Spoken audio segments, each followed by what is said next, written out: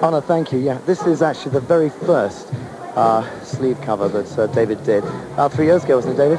Yeah, about 3 years ago now. So what made you get involved in doing record sleeves? I was just asked to get involved by the band, Oxford Images, and it was like more or less a thing to get my art across on sleeves rather than put them through the sort of cliquey art gallery type situation that goes on in London between sort of friends of gallery owners and things like that. So getting across to the public more than anything. You were brought up in the whole Glasgow scene, the music thing, as well as the work that you've done on artists like Oxford Images.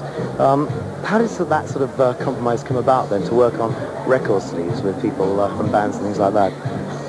I just think it comes about being part of sort of what's going on in the music scene and sort of in Glasgow as a place.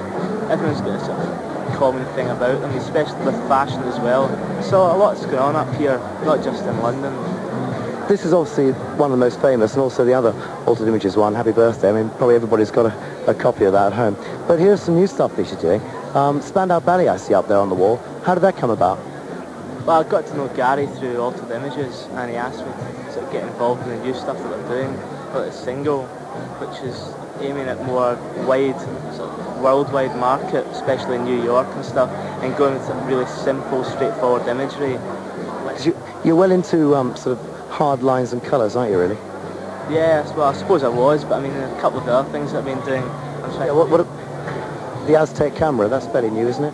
Well, that's really different from the sort of singles that I've been doing for Aztec camera, because here I was asked to sort of illustrate a lot of the lines and the music that they're putting across. Sort of everything there depicts about 6 songs that are on the album. Is the music important? Do you have to like the music of the artist? No, not at all. You just got it. Well, it helps to know what the band are about and sort of get on well with the people you're dealing with.